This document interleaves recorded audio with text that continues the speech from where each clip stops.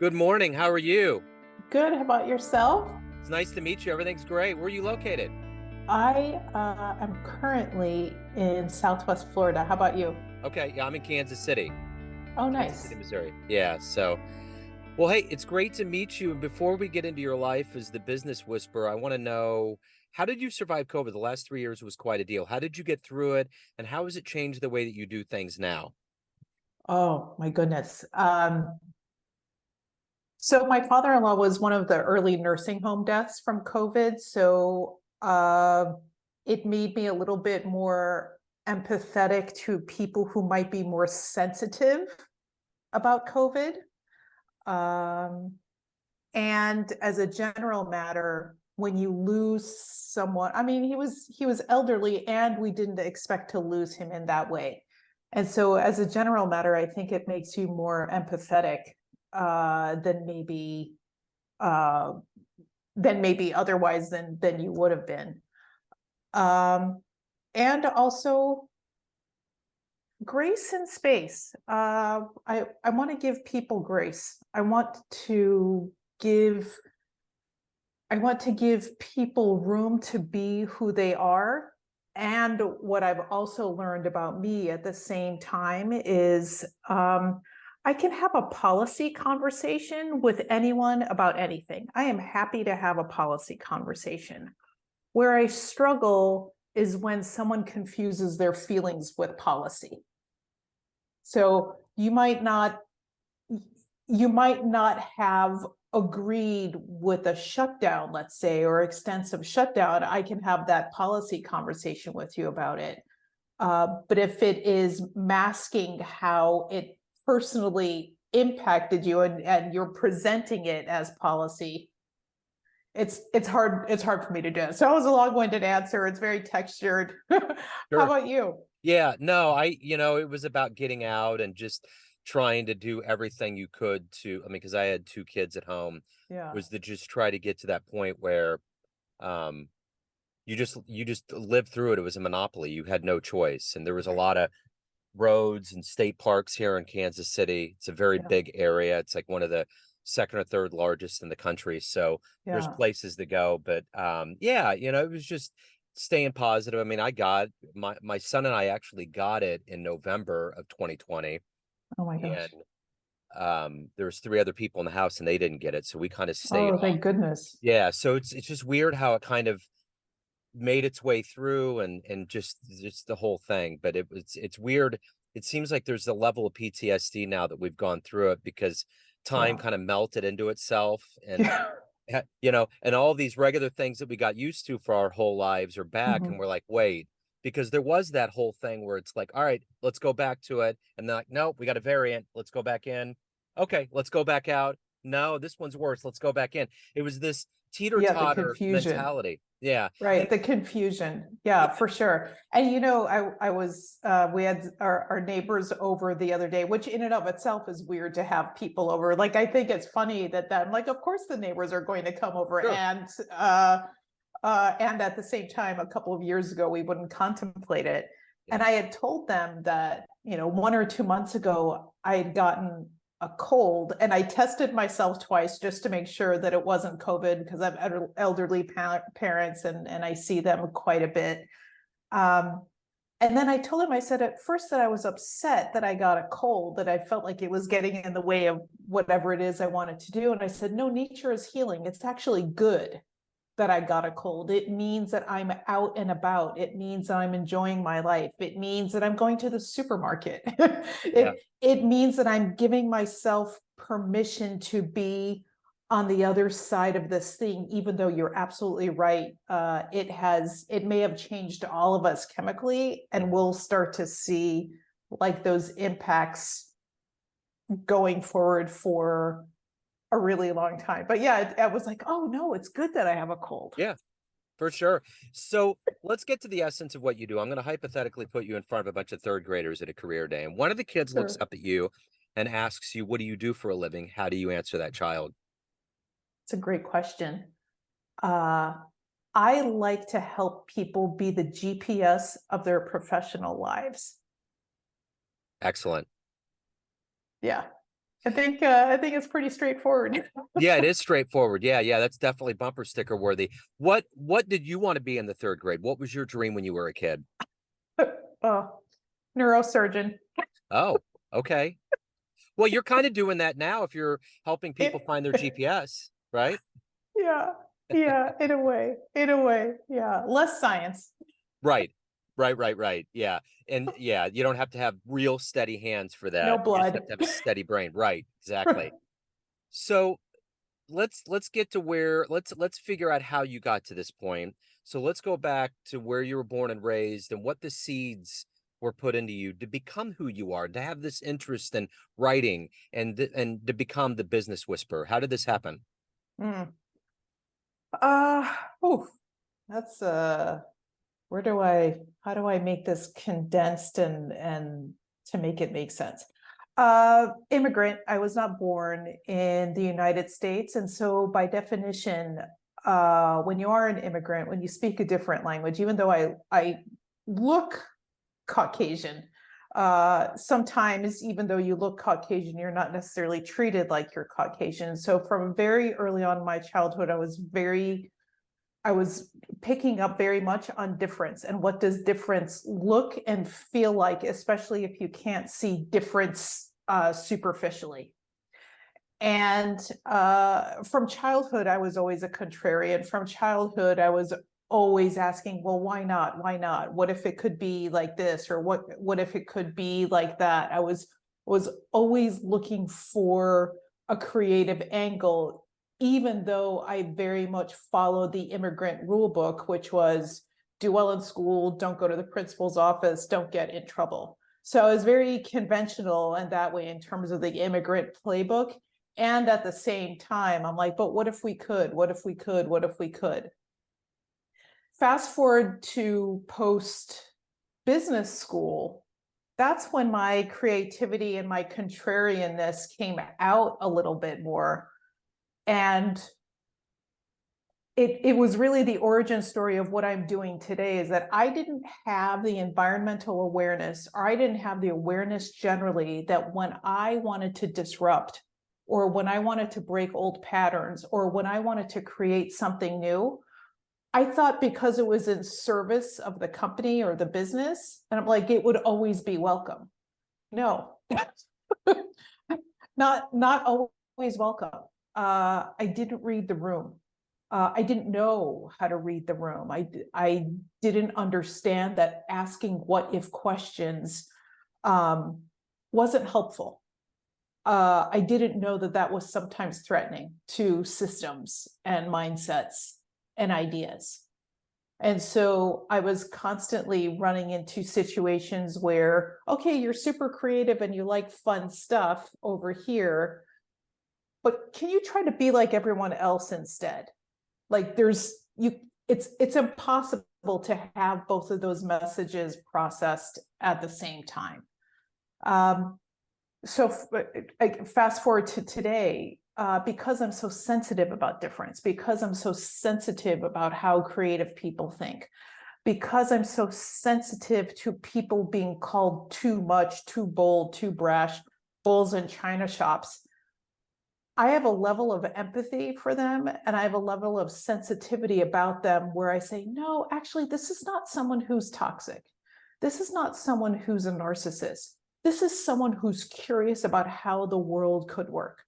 Now, it's true there are toxic narcissists out there, and I know how to tell the difference between my people and toxic people.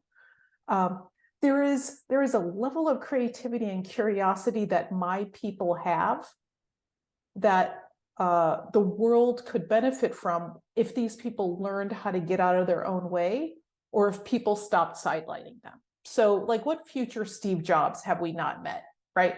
What future Serena Williams have we not met? What future, I don't know, inventor have we not met because they didn't know how to get out of their own way, or because someone silenced them or made them feel like their voices weren't welcome?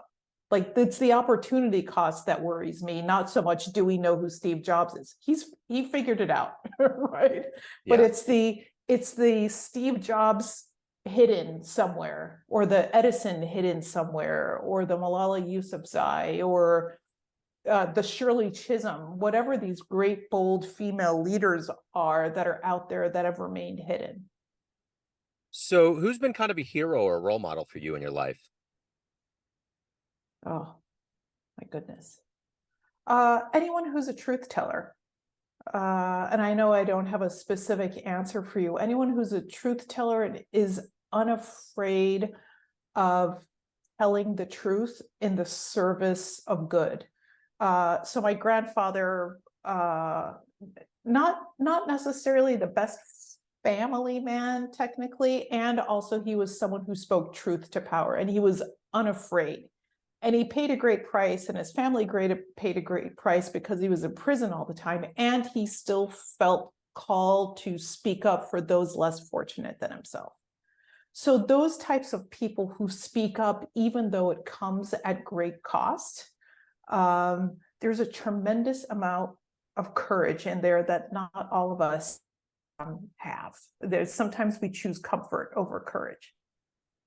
So you're obviously somebody that deals very well with the business world. And I'm curious, of all of the names that you've kind of already mentioned, if you could meet one person alive, business person alive, and spend some time with them, who would you love to meet and talk to?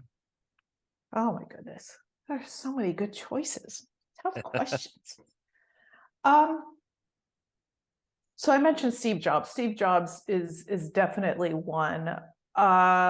I am also curious to, she's not a leader in the business world. I'm curious to have a conversation with Gloria Steinem. I'm also curious to have a conversation with Catherine the Great.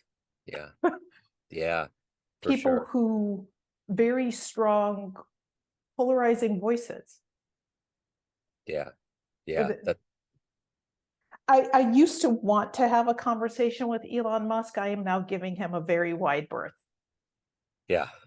I'm letting him figure out his stuff. Uh-huh. Right. Right. I think there's a possibility that he jumped into a hoop that he shouldn't have. So I get Yeah. it. Um, so what is it that motivates you every day, that makes you do the work that you do? There's that internal fire in you. What is that? This is a calling. I'm on a 25-year mission to be the world-renowned advisor and coach of these people that I call badasses, and the advisor and coach to the chairman or the boards that have these badasses in their C-suite. I am passionate about diversity of thought leading to innovation. And if everyone became matchy, then we have no innovation. I'm also passionate about this cause because I am that person, as I've shared with you before. I know how painful it is to be this person. I know how painful it is to be misunderstood. I know how painful it is when someone tries to sideline or silence you. And I don't want anyone else to have that degree of pain. So being somebody that is really in the thick of helping people get to a better place, find their GPS, you probably see a common fatal flaw with everybody. What Mm. is it for somebody, for me and for the listeners out there that may not understand this as well as you do? What is one of the most common things that is a mistake that can be corrected relatively easily? It may take time, but it's something that can be rectified. Yeah, my favorite, the favorite that I point to time and again is that a lot of people want a Superman or Wonder Woman when they go further faster, when they are Clark Kent or Diana Prince instead.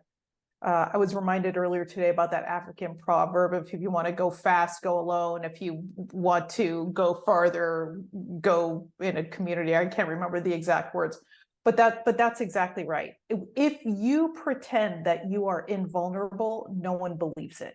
If you pretend that you are invulnerable, it's like an oversized fig leaf. Everyone knows. Everyone knows that you're full of it. And if you were to ask for help, ask for complementary points of view, you get people to like you more. You get people engaged on the vision that you see as what's possible. And hello, you go further faster. For sure. So as an author, what was the first book you read that really opened up the curtains for you, that made you feel like I either want to write someday or I love reading? I'll tell you, I'll tell you what my favorite book is, what's going to make me look like a total nerd, and I'm still going to go for it. Uh, War and Peace. I read War and Peace as part of a Russian literature class in college. And I have voluntarily read War and Peace a couple of times more since then. There is so much depth and dimension and texture in that book. It's the kind of book, and there are a ton of nonfiction books out there just like this, where like you when you read it again, you pick something up that you didn't pick up the first Mhm. time. You pick up some nuance. Gay Hendricks' The Big Leap is very much like that as well. However many times I've read that, I was like, oh, that lands differently for me. And Yeah. Yeah. So what's been the best success story you've been a part of? oh, in my coaching life Yeah. or generally, or Yeah. Yeah. uh I've had any number of people tell me that I've changed their lives. That is a very weighty responsibility. I don't take that lightly, nor should I, obviously. But when I hear that, I'm like, okay, this validates the mission that I sense that I'm to be on. So what are you the proudest of that you've done in your life up to this point? Oh, humility, humility. I have a very strong sense of how smart I believe or I know I am, and I've now fashioned that to being, how do I channel that for the good within the context of being humble, knowing that I don't know. There's a gift in knowing that you don't know everything. Oh yeah, I agree. Yeah. So everyone out there has a perception of you, family, friends, clients, colleagues, but you're in control of your life. What's your perception of you? Who do you think you are? Loyal, loyal, freaking hilarious, uh, and mission driven. So if anyone wants to pick up your book, Behind You Modern Badass, or anything pertaining to your life, hire you, anything about your world, where can they go? Website is sixcensestrategy.com, and I'm also on LinkedIn. The book is available on Amazon on Kindle, the paperback, as well as Audible. Wonderful. This has been great. Thank you for opening up. Thank you for your time. You're a pro. You went right through it like nothing. Thank you. Thank It you was for saying wonderful. that. I appreciate it.